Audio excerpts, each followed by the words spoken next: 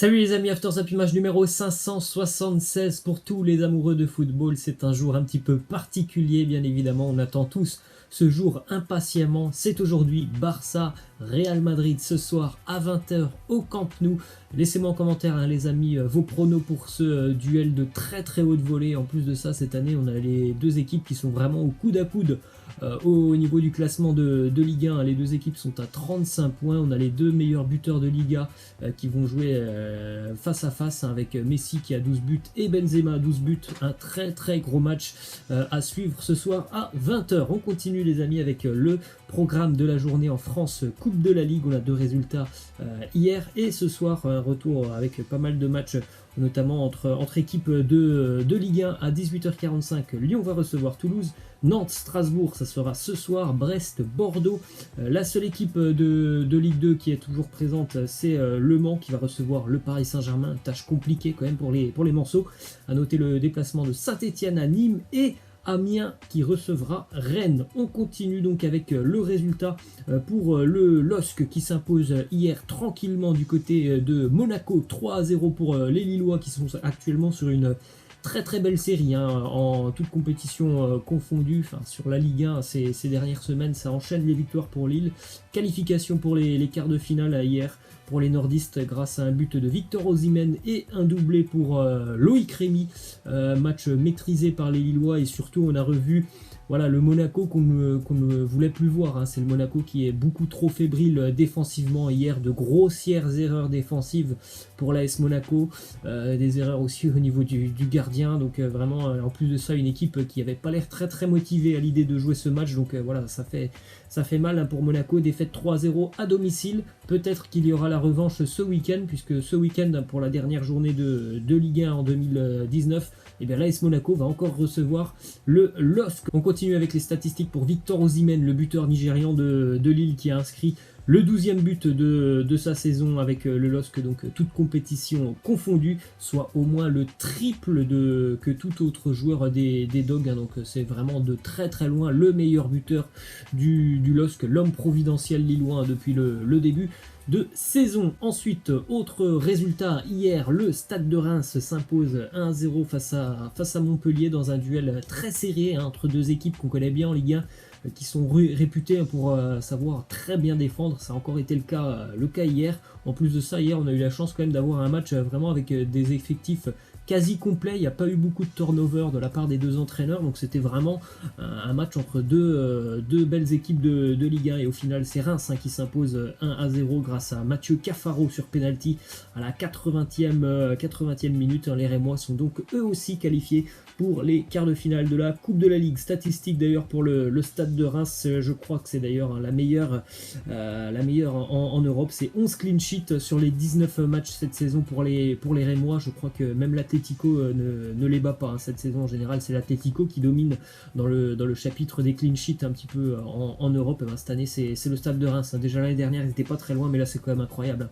11 clean sheets sur 19 matchs, c'est plus qu'un match sur deux où le Stade de Reims n'encaisse pas de but. Donc forcément, quand tu n'encaisses pas de but, c'est beaucoup plus simple de gagner un match. On continue avec une déclaration de Vincent Créin, joueur du Mans, qui va donc affronter le Paris Saint-Germain ce soir. Il nous dit: on va les faire suer.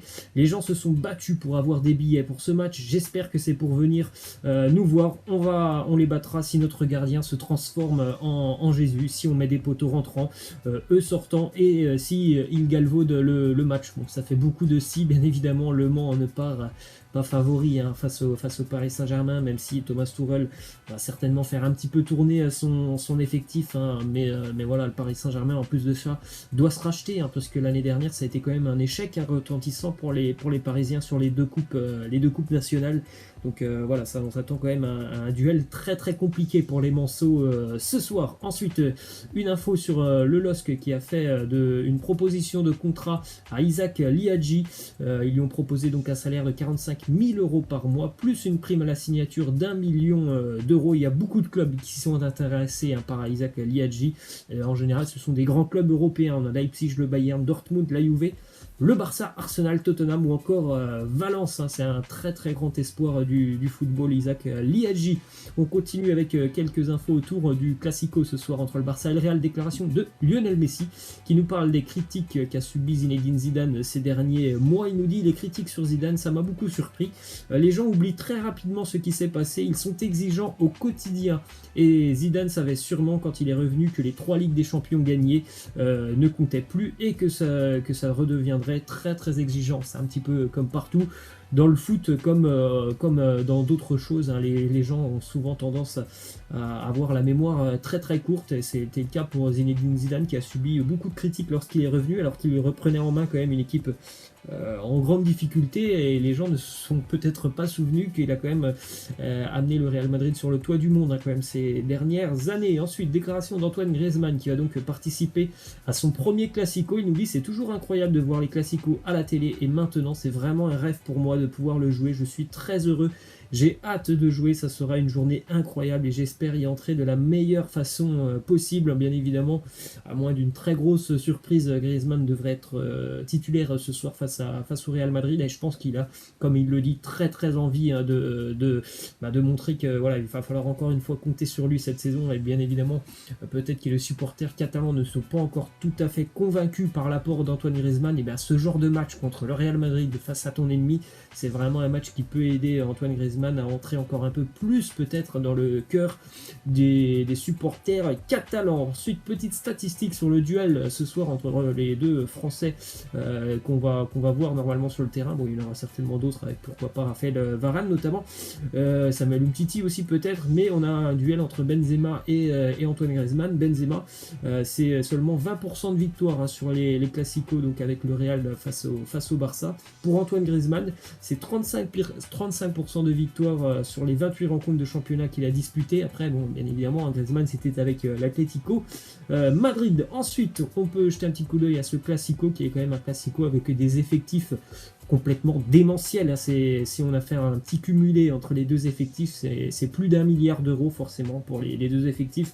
Vous pouvez jeter un petit coup d'œil à tout ça. Le Barça a quand même un effectif qui est un petit peu plus cher que celui du Real Madrid. On continue avec une prolongation de contrat du côté de Valence. Le jeune milieu de terrain espagnol de 22 ans, Carlos Soler, a prolongé son contrat jusqu'en 2023 avec une sacrée clause libératoire, une clause à presque 150 millions d'euros pour un jeune joueur de 22 ans et qui est vraiment très très doué hein, depuis le début de saison.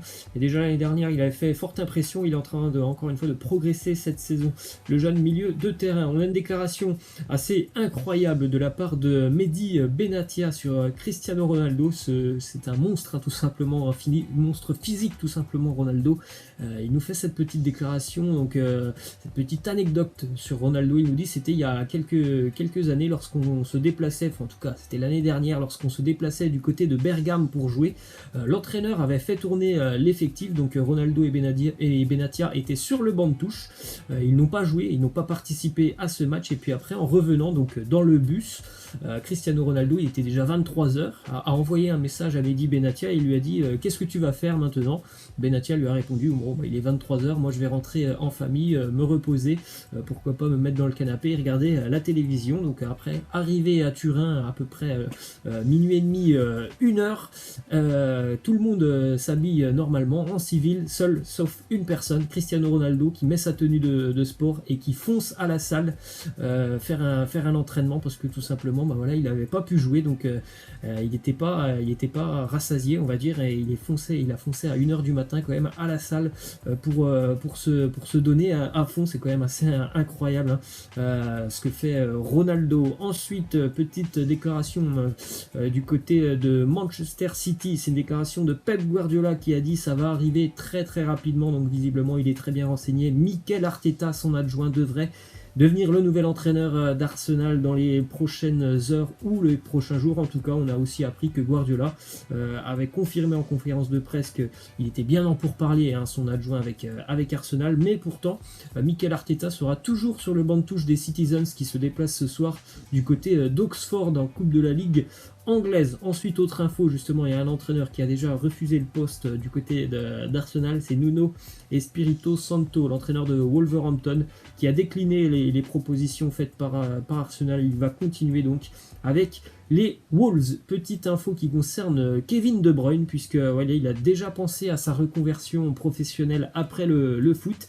Et il va rester quand même dans le milieu du football, puisque Kevin De Bruyne va certainement, dès l'année prochaine, préparer des diplômes d'entraîneur. Donc pourquoi pas revoir Kevin De Bruyne dans quelques années sur les bancs de touche. Ensuite, petite info du côté de l'Italie.